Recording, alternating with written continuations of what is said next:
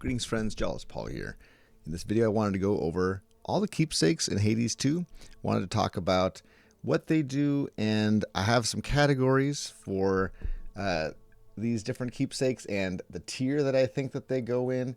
We've got great for Act 1, great for Act 2 or 3, great for Act 4, amazing, but only when you really need it, otherwise it's kind of worthless. Some keepsakes that are maybe good, but I don't ever use them because they don't really fit into anything that I choose to do. And then there's just no, I just never would take them. I don't see how they could be really good when you compare it to the other options. It's a huge opportunity cost to choose a keepsake. You're making a huge decision. There's not a lot of flexibility. You have 4 choices, 4 different keepsakes that you can use on a run, and so that's kind of how I think about them usually.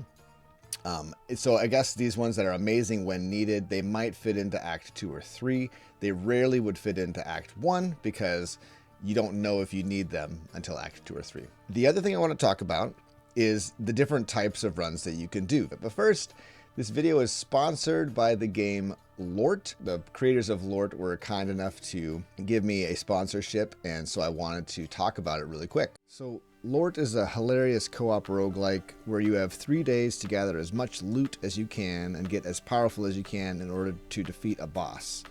I got to play the demo with some friends and we had a blast. The demo had 3 playable classes to choose from and 1 level, but the final release of the game will have 6 playable classes and you play across 4 different unique maps, getting stronger as you kind of progress through them all. Click the link in the description to wishlist the game. That helps me out and it also helps the devs out for this awesome game. Here's the trailer for the game, which I think shows you some of the humor this game has to offer.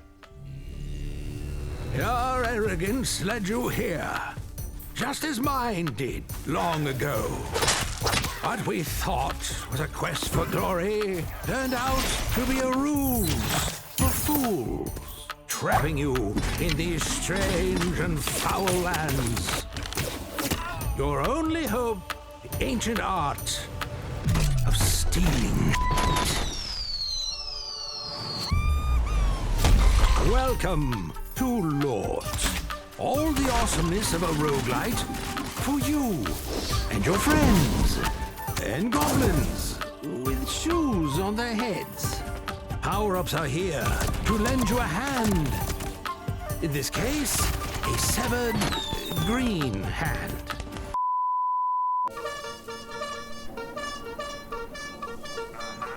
You will die a lot. But you will also kick tons of goblin butts. Live. Laugh. LORT. The first choice that you probably make in a run is whether or not you're going for a strength build or a death defiance build. If you don't know, in the Arcana altar, you can choose whether you have the death card, which gives you death defiances, or you can have the strength card, which only is active when you have no death defiances, but it gives you damage resistance and increased damage. So I typically go with strength almost always. I almost never use the death card anymore because having that damage boost is so nice, and I find that usually I don't need it. Now at really high levels of fear, it might be that the death card is much better. I don't know. I don't play at really high fear levels. Typically, I typically hang out at the 20 range or 0, depending on what I'm trying to do. I don't play really hardcore, I guess is what I'm trying to say. I also am not a racer, so this is not a racing build. These are just what I think are the best ones for general regular play, I guess, not the highly competitive, highly difficult Hades play. So with that out of the way and the categories explained, let's get into it. Okay, so the first thing I'm going to talk about is what's great for Act 1. Now, I didn't talk about this, but there is another kind of choice that you make in the game. There's something called Fate's Whim, and you don't really see this until you've beaten the game and gotten like to the end credits. So these last keepsakes maybe don't make a lot of sense to some people because they haven't seen them yet if you haven't beaten the game. So just keep that in mind. Not just beaten the game, but you haven't gotten to the credits and then gotten these extra keepsakes. But I'll explain kind of what they do. It's not a huge deal. I'm not going to say who each of these keepsakes are from either, other than a few, I guess, that are like obvious. But I'm not going to like spoil who gives away these final keepsakes, I guess. So what I'm talking about with Fate's Whim, you can't take any god keepsakes to choose which gods are going to show up. You also can't have any rerolls on your Arcana. So like you can't have the cards that give you the rerolls or give you more of those like chances to reroll. So you can't have any of that. But if you don't have that, then it opens up a few different keepsakes that you can take with you. So the first one I'm going to talk about is the Jeweled Palm. The Jeweled Palm gives you 4 levels on any boon that can get levels. So like some boons can't be leveled up with palms. So it gives 4 palm levels for any boon that can be. And it also gives you a Hades boon. So one of the boons that Hades gives at the end of the Underworld. This is amazing for Act 1. I really, really like this. It's so good. I typically have enjoyed choosing the gods that I go with and then, kind of creating and crafting a build around choosing the gods. But lately I've been playing a lot with the Jeweled Palm and just kind of letting Fate's Whim be active. And it gives you really, really strong boons. And what's nice about it is it just kind of lets the game be random, which is a lot of roguelikes feel a lot more random than the Hades games, and this allows you to kind of have a more random run. It also lets you kind of see just what shows up, and you take what shows up, and it makes it more viable because it gives it 4 palm levels in addition. So that is a really, really good keepsake to take for Act 1. You won't get this until after the end credits, so don't worry about it if you don't have it yet, but just know that is a possibility. So it's just another type of run that you can go on. It's super, super fun. All right, the next one that I'm going to put up there are all of the god keepsakes. So if you choose not to do a Fate's Whim run, so you do have rerolls, you can reroll door options or you can reroll boon options. I would put Zeus as the next one, because Zeus is so broken in this game. It's really fun to play with Zeus, in my opinion. Hestia is next. Hestia's boons are awesome, and there are so many good boons that go with Hestia. In fact, Zeus and Hestia together are great. The other thing to mention too is that if a boon or if a keepsake is good for Act 1, especially if it's a god keepsake, it's probably really good for Act 2. So a lot of gods have really great duo boons together. So I would take like Zeus first act, then I would take Hestia second act. So it doesn't exactly lay out perfectly, but I'm just going to categorize them based on how strong I think that they are. The next one I would put is Hera. Hera's Curse Hitch is one of the strongest in the games, I think.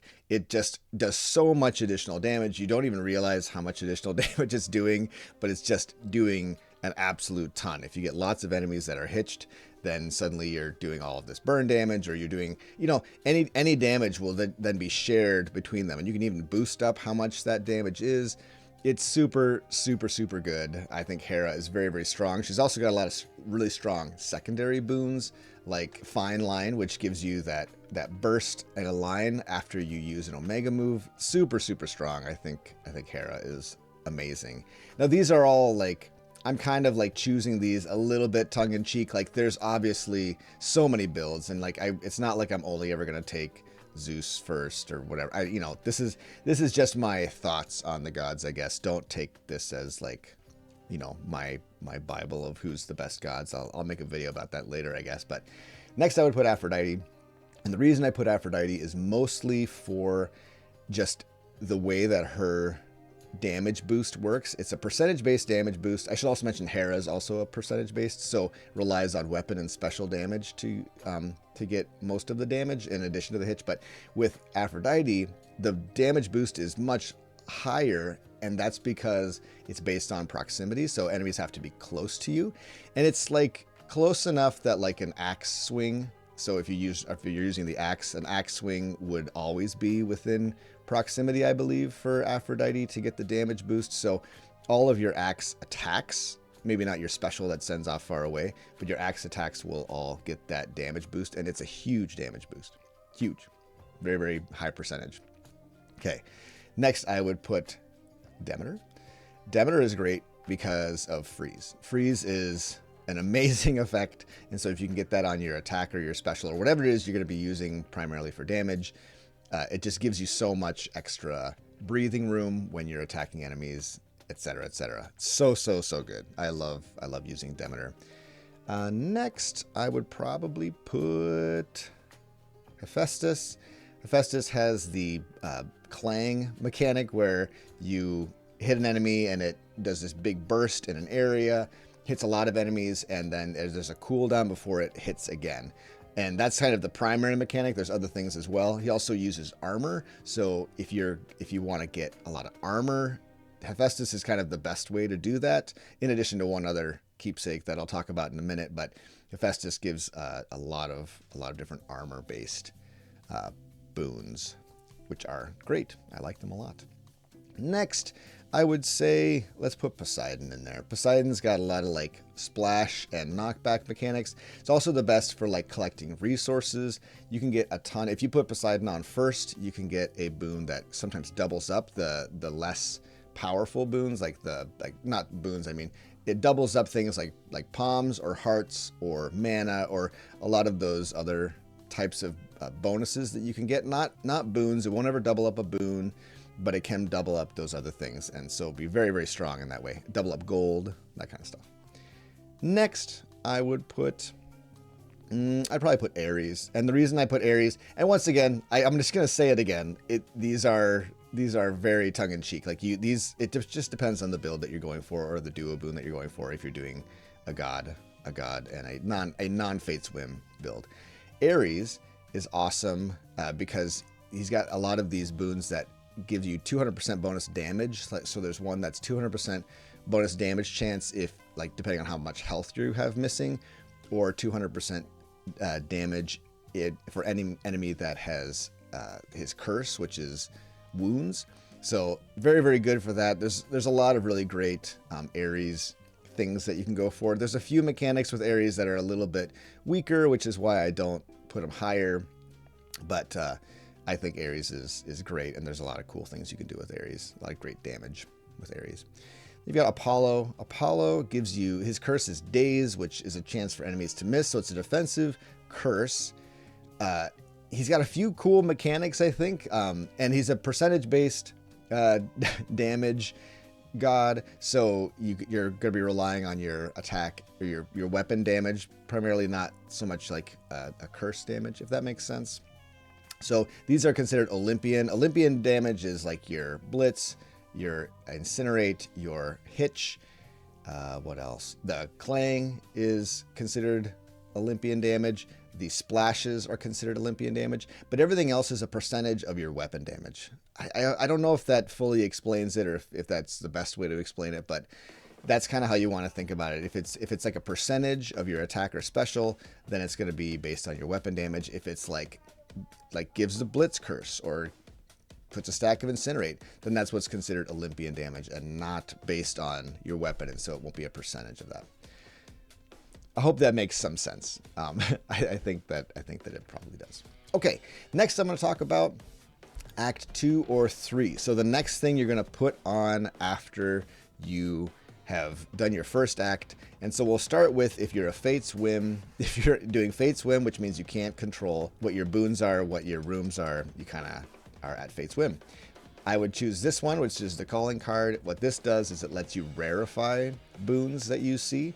So if you see a really great boon and you wanna, you know it would be great for your build, but it's like normal rarity, or just rare, you can buff it up until it's heroic at max rank with this thing. It's so good. I typically go with the Jeweled Palm first, and then this one in the second act. That's like my go-to for a Fate's Whim run.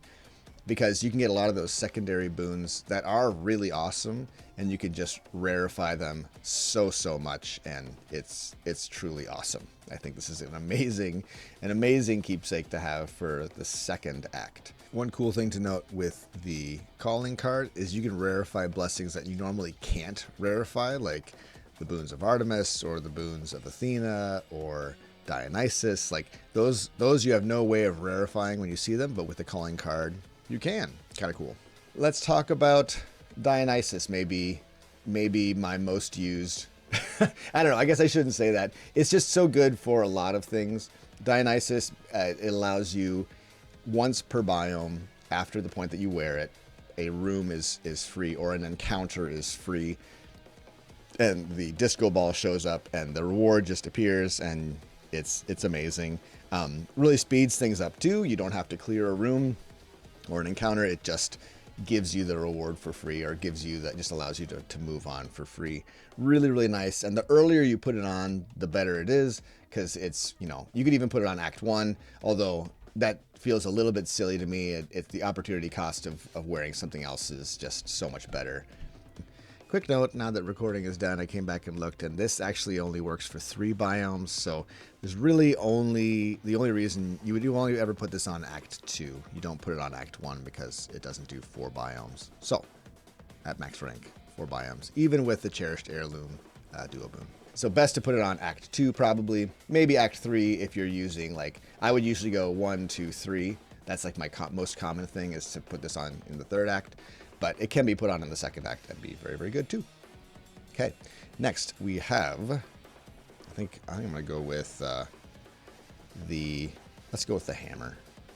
I use the hammer a lot. Maybe if I'm not really interested in having rooms be free, the hammer is so good because it gives you another hammer for 20 encounters, which is a lot. It oftentimes, if you put this on in Act 3, this will go all the way to the end of Act 4, because 20 encounters, it's a ton. So I like this one for Act 3 probably more than Act 2, but it could be used in Act 2 and be just fine. All right, next is Transcendent Embryo. Very similar, I think, to this, but it does remain active after you have unequipped it. So that's something to keep in mind. You could put this on in Act 2 and you would get those chaos boons. Now they would change every 8 encounters, but it would remain active for the rest of the run. But it's kind of, it works similarly, but it changes every few rooms. It changes what the chaos curse is. All right, next we have Athena. Athena is great for if you don't have any death defiances, which could be if you're having a really difficult run and you're using death, so you've lost all 3 of your death defiances. You can slap on Athena, and Athena can give you a lot of great things, a lot of deflect boons.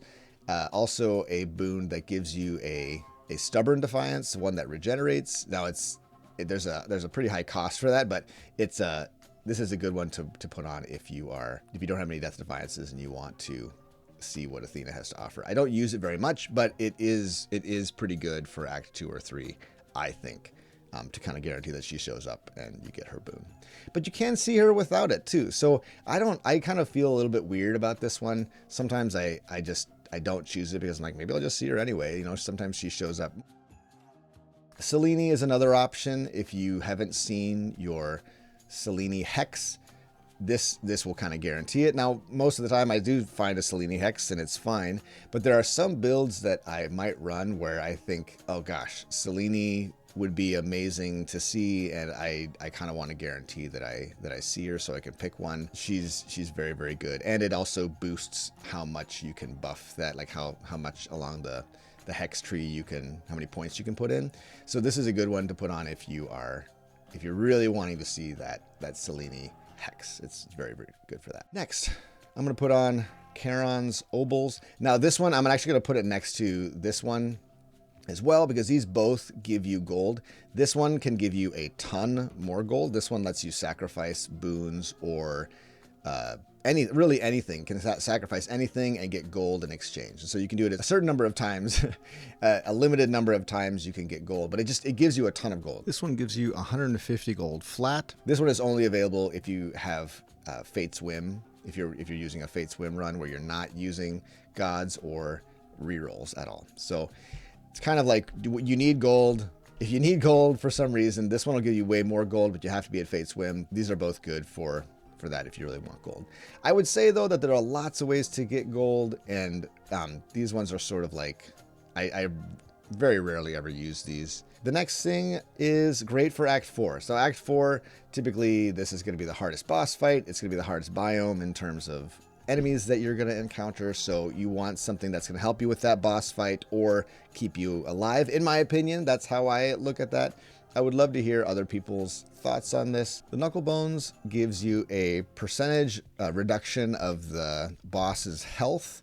So they just have less health in that biome, and then you take 10% less damage in that biome as well.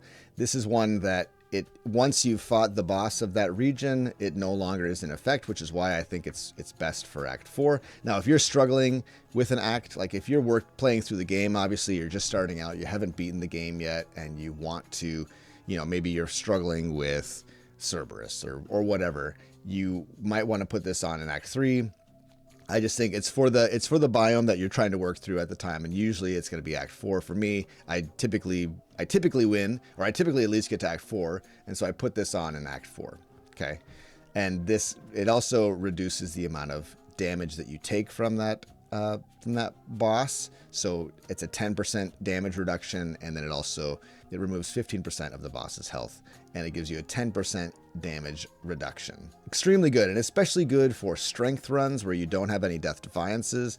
I actually think this is just the strongest one, period, for a lot of reasons. The damage reduction, and it's aggressive and it's defensive at the same time. It just kind of does both, and so an extremely strong keepsake for the final act of any run that you're doing. So yeah, depending on what you're struggling with.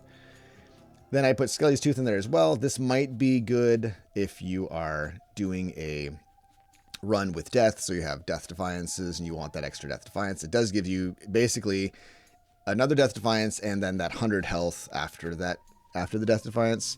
So it can be really, really good. It's what I used a lot in the beginning when I was playing through. Like it feels like a really nice safety net to have Skelly's Tooth. But I do think that Knuckle Bones at the end of the day is a better one, and it certainly is much better for a strength run. It'd be silly to take the tooth on a strength run. You want the Knuckle Bones on a strength run. So you're kind of choosing between those two. In my opinion, there's other options, and I'd love to hear opinions as well. If there's some other thought or another keepsake that you guys think about, I'd love to hear about that, because there's obviously reasons to take other keepsakes, and I'd love to hear about that, what you think about when you're getting to Act 4.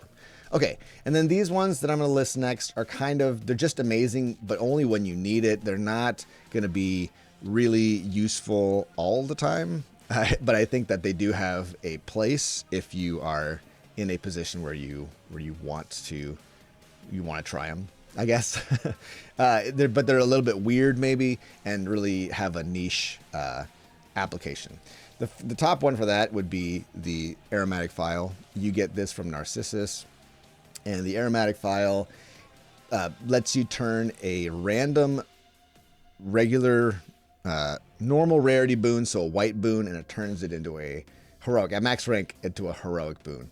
So this is super, super good if you are if you're doing a run and your attack boon is like normal rarity, and you just really need it to be heroic. You can slap this on, and the way you do it is you get to, usually I would do it like the act after you find that boon that is normal rarity. So usually, for me, that's Act 2, because I'm trying to get my attack and special boons or whatever it is slapped on immediately in Act 1. You put this on before you've drunk from the fountain. So you want to go to the keepsake shelf first, grab Narcissus's aromatic phial, and then drink from the fountain.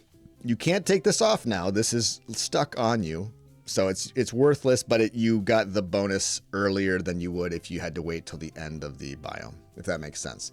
So you would either get it in Act 2 when you first put it on, if you wait to drink from the fountain, or you would get it at the end of Act 2. So which one would you rather have? Obviously at the beginning of Act 2 when you put this on. Okay, so that's kind of how Narcissus phial works, the aromatic phial, I should say. Next one I would put is The silver wheel, this is Hecate's keepsake, and it gives you, at max rank, it gives you 100 mana, which really you would only use this if you're like in a really mana hungry build and for some reason you haven't found a lot of mana boosts and you haven't found a mana regeneration boon, or maybe you're just like, maybe you're at the point where you've got a lot of boons that have reserved a lot of your mana, which happens sometimes, right? And so you want that extra 100 mana. 100 mana is great, and once you put this on, that 100 mana is yours to keep for the rest of the run, which is pretty cool in my opinion. So has a niche use. I rarely use it, but sometimes I do. Sometimes I do. Next one I'm going to put on is the Silken Sash. This is Arachne's keepsake. It gives you 30 armor base, and then it also gives you 4 armor if you have armor at the end of an encounter. So this is great if you for some reason got some Hephaestus boons. Like there's one that gives you bonus damage for how much armor you have, a percentage of how much armor you have, and so if you can take the Silken Sash, then that's pretty awesome. It's also pretty great if you're in the Underworld and you got a Arachne dress, and so you can put this on after you or have the Arachne dress. If you survived all the way to the end of the biome with it, then this will just give you more armor, and it just increases the likelihood that you keep that dress all the way to the end, which I think is pretty great sometimes, right? But only in niche situations. I wouldn't consider this unless it was like very specific conditions were met. The Festus thing or the Arachne dress thing would be the only situations where I'd consider this keepsake. All right, next one is the Evil Eye, and the Evil Eye allows you, or it increases the damage you do to the last enemy that defeated you. This is useful when you're first working through the game and you keep coming up against that boss and you can't seem to beat that boss. The Evil Eye might be useful for that biome that you're trying to beat that boss for, to do some bonus damage to them. I think it can be useful for that. I did use it quite a bit when I was first working through the game and trying to beat the bosses, and before I kind of knew their mechanics super well. It gives you a pretty nice damage boost there as well. All right, next one I'll put is the Black Fleece. The Black Fleece gives you bonus damage on your Omega moves after you've taken a certain amount of damage. So if you haven't taken the amount of damage, this is pretty much worthless, but this gives you a huge damage boost if you're using a lot of Omega moves or charged moves. It's a massive damage boost, and if you've taken that damage already, it can be huge. It can be massive. I don't use this very often. I might use this more on a weapon that like uses a lot more Omega moves, like Supai, or any of the weapons. If you have an Omega or a charge move build going, this is really good for that. But that doesn't happen all that often, really. And I don't know, I'd be hard pressed to put this on instead of some of these more useful Act 2 or 3 keepsakes, or these two. If I was like really certain that I was not going to die, like I had no worries about being killed by the final Act 4 boss, I might put this on just to get that big damage boost. But otherwise, I think the opportunity cost for this one is a little bit too high. But it is okay. It is useful for its time. Next, I'm going to put the Ghost Onion, and this one is kind of tongue-in-cheek. I almost never use the Ghost Onion because it gives you health after each encounter, like healing you back up, and it's a decent amount of health. So if you're struggling through a biome, this is more like if you're struggling even to reach a boss in a biome, this might be a good one to put on, because it'll help you just survive each encounter with, because it gives you the full health back. There's a lot of other ways to get health in this game, and I would actually even say that this is less useful than, say, just getting gold. Like if you're worried about your health, just get gold from Charon's purse, and then you can purchase health at shops or at wells or wherever else you might see Hermes' little altars. This one is okay. I just don't think that this is as good as just getting some gold, because then you also have flexibility. If you say you don't need any health at the end of an encounter, you could just buy something with the gold, right, to help you get stronger. So the opportunity cost is pretty high on this one. One thing about the Ghost Onion that I didn't mention is that it isn't affected by the Vow of Scars. So if you put that on and reduce the healing on your run, this is a way to get healing even with the Vow of Scars up. So kind of a cool way to circumvent the Vow of Scars.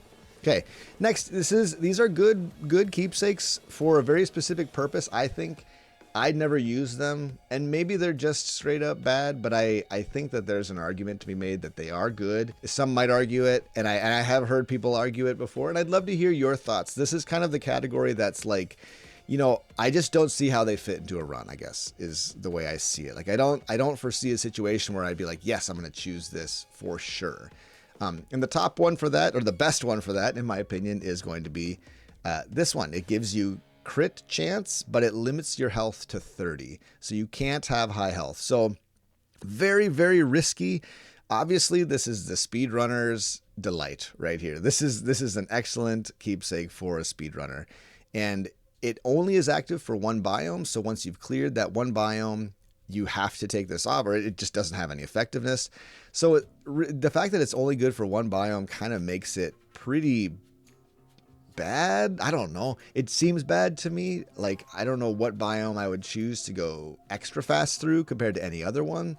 But maybe I'm sure speedrunners have like an idea in mind. I mean, I don't know all the mechanics that speedrunners use, but this one would certainly give you a ton of damage. And if you're not worried about dying, yeah, it's sort of it's a good thing.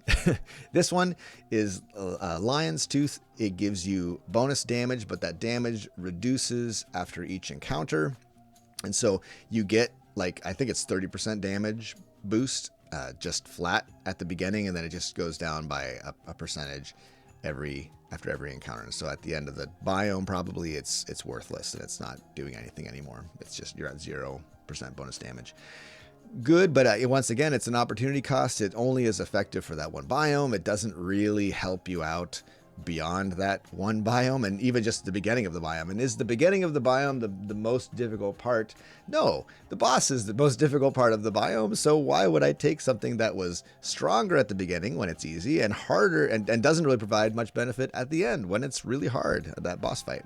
So I don't think that it's that great. I don't use it. Next, I would put this is Hermes Keepsake, the Silver Droplet, I think is what it's called. At max rank, it gives you 300 seconds of increased move, attack, and cast speed, which is fine, or channel speed, I should say. So like your channeling is faster for Omega moves. This is fine, but the 5-minute thing, once again, this is a speedrunner's delight probably, and they probably use this one a lot. I almost never do, because I'm trying to go fast. I don't want my runs to be really long, but at the same time, I'm not trying to push my time, and so this has never really been something that I think about. So maybe good for certain scenarios, speedrunning maybe, but I don't ever use it.